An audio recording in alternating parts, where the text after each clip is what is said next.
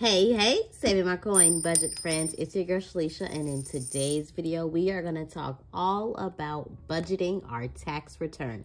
So if you like budgeting videos, cash stuffing, sinking funds, learning how to budget and save money on a low income, go ahead and hit that like and subscribe bell so you do not miss the time when I post. If this is your first time seeing my video, hey, thank you so much for clicking on it. If you're a returning subscriber and oldie but goodie, hey, thank you so much for coming on back. Yes, we have reached that time where Uncle Sam, as I like to say, my sugar daddy, deposits money into my account that is due back to me.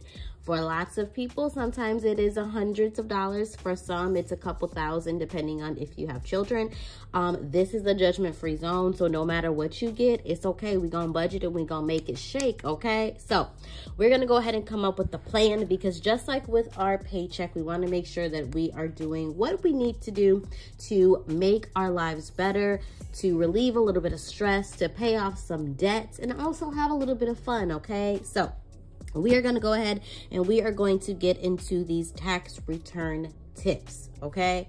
So homegirl has 5 tips for you, 5, okay? So grab your notebook, get your budget planner, and let's see exactly what you can do with your tax return for you to have the best results. All right, so I'm going to slide the Saving My Coin Budgets Financial Planner out the way. We are going to pick it up in a couple of tips. All right, so we're going to get into these tips. So my first tip, it is an easy one. It is one that will at least start your peace of mind journey, and that is an emergency fund. Everyone's amount for an emergency fund is different. Everyone's classifications for emergency funds are different. Most say that an emergency fund should be at least $1,000. In the day and age that we live in, what emergency is $1,000? An engine in a car, if it goes out, is at least $3,000. Most medical bills, if you are hospitalized, are in the upwards of $10,000. If for whatever reason you are not able to work due to a injury and they are not wanting to pay your workers' comp, you at least know that 1 month of expense is going to be somewhere probably around $5,000. So $1,000 really will not do much this day and age for an emergency fund. So what I would say is figure out what amount are you comfortable with for your emergency fund. For some people, starting off with $1,000 is great. For other people, $5,000 may be their amount that they are comfortable with, at least to start with. And then over time, they will increase it as they are either working more hours, have more money in their budget, waiting for the next tax return, putting this in a high yield savings account so they're not touching it, that they'll be able to earn a little bit of interest. Remember, whatever amount you choose, it is up to you and your budget, but it's at least a start. So think about what you would like to have in case of an emergency. And you also have to remember, what is an emergency to you? Everyone's version of an emergency is different. For me, an emergency would be, I'm not able to go to work for 2 weeks. And I may be like, okay, I don't have enough in my savings, but you know what? I do have this emergency fund to take care of the 2 weeks or that one paycheck that I have not been able to work. An emergency fund for others would be, my car just broke down and I now need to put a down payment for another car.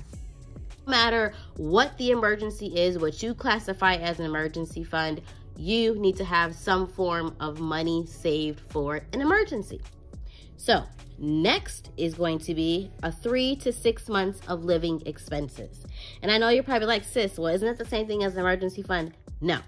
So 3 to 6 months of a living expenses is taking all of your bills.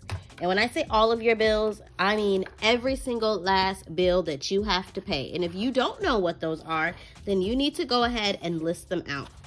In the Saving My Coin Budgets Planner, I do have my bills listed here. These are the bills that I have to pay to make sure that I have everything running in my household. So from my mortgage all the way down to credit cards and my phone bill, internet, everything that I will need to make sure that my house runs, I'm comfortable, and I am not out here just living raggedy, okay? So you're gonna go ahead and you're gonna calculate how much your bills are. But inflation is inflating, okay? So what you need to do to calculate your 3 to 6 months of expenses is list out all of your bills that it will take for you to successfully and comfortably live, including your minimum payments on credit cards, subscriptions, if you like to eat out, making sure that you have a budget for that. If you like to take your kids on fun adventures, you know, twice a month, making sure that you include that. So everything that you like to do to live, you're going to include in that 3 to 6 months of living expenses. So I'm just going to use a generic number. Your number is your number. So I'm going to use, for 1 month of expenses, it's going to be $3,500. So that includes the mortgage, the car, food, gas, eating out, all of the funness, okay?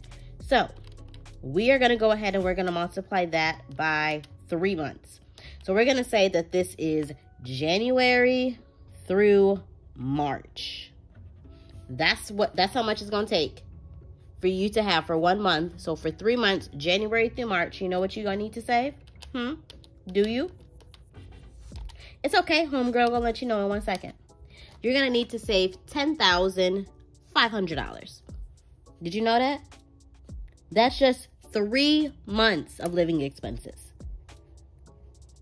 And this is for you to live comfortably. If you decide to leave your job or you get fired, you know that you can cover 3 months of expenses without being put out. Next is going to be 6 months of living expenses. So y'all, have you thought about what your amount would be? Have you ever thought about saving for 3 of living expenses? So we have $3,500 and we're going to multiply that by 6. So for 6 months of living expenses to live comfortably for half a year, you need $21,000, okay? I would love to not work for 6 months and just have $21,000 in the bank, but I ain't there yet. And then, of course, people do like to add on top of that, you know, another 6 months. So then they will have their 1 year of living expenses if they want to quit work, if they want to start a business, if they want to travel around the world, whatever their thing is, they'll just add on to it, okay? So think about what it would take for you to have 3 to 6 months of living expenses if anything was to happen, okay? And our third is paying off debts, okay? I know it's not fun, but at least you will be able to have a little bit of breathing room. Whether you are behind on bills, you are paying off a credit card or paying down a credit card, and you have medical bills, you owe money to your mom, or you know, you want to pay your car off, whatever it is, set a goal to pay some portion of your debt to allow for you to have a little bit of breathing room. Whether it is you're doing this snowball method or you're doing the avalanche method, long as you are paying some form of your debt, you are succeeding, okay? Remember, this is money that you necessarily don't always get back. So give yourself a little bit of breathing room and pay off some debt. Most people have credit card debt, so I did go ahead and list out a couple of examples here. If you only get back a couple $1,000, you can't pay off all of the debt, but you can pay off some of it. You could pay off Capital One, and you won't have to worry about that credit card if it's only $300. You can put a little bit of money towards your Amazon card if it's $1,530. You don't have to always pay it off. If it's maxed to the top, set a goal to pay it to 75%. And then 50%, and then 30%, and then work your way to getting the card at least under 30, and then start paying on another card. So figure out which debt you want to tackle, whether it's your car, whether it's a credit card bill, whether it is just putting money towards for your past due bills to get current. Make sure that you are putting something towards what you already owe someone else. All right, and my fourth and final tip is personal spending. Paying off debt is great. Savings is great. But we don't want to limit ourselves to only working, paying bills, and budgeting. We all have lives outside of this. We have families, we have children. You know, we have just other things that we want to do besides paying bills and giving somebody else their money. So plan a small getaway with your children, even if it's going to the local pool for the weekend. You're staying at the Holiday Inn. You're going to a water park, or you're deciding that you want to go on a vacation next year and you're going to put down a down payment. You want to take them on a cruise. You want to do a fun excursion for their birthday. Whatever it is, have some fun for yourself or for your family. Remember, this is personal spending. So whether you are going out and you are buying yourself a bag, whether you are going out and you are buying some clothes because you're still wearing the same leggings from high school, or you are just going out to have an experience, you deserve it. You work hard. Paying off debt is incredible, but you aren't just living. Okay, you are not just working to pay somebody, okay? Enjoy life, okay? Get yourself something. No matter if it is just you buying yourself some couple pair of pants, or buying yourself a pair of shoes, buying some makeup, whatever your thing is, your thing that you love. If you are a baker, go buy yourself some new baking utensils. If you are a cleaner or organizer, go buy yourself some new organizing materials or storage, or whatever your thing is. Go make sure that you are pouring back into yourself, because you are pouring into everyone else. So let me know, what one of these budgeting tips are you going to focus on, or are you going to hit all 4 of them? Okay, are you going to put a little bit towards emergency fund? You're going to have a fully funded emergency fund at $1,000, and then start saving for your 3 to 6 months of living expenses, pay off 1 credit card, and spend some money on yourself? Let me know in the comment section down below. I will be doing a budget for my tax return. Once I have a date of when I can expect it, I will have a video up of what I'm going to do with it, so I have a clear plan. But I don't want to, you know, what they say, count my eggs before they hatch. So I am definitely going to have a plan. There's going to be a video about it, but I just need to know what I'm going to be receiving back and when I can expect it, to include it either in my February budget or in my March budget. So we will see. I hope you enjoyed this video. Thank you so much for allowing me to assist you with budgeting out your tax return. I hope that you have a wonderful day. Be blessed. Love you. Bye.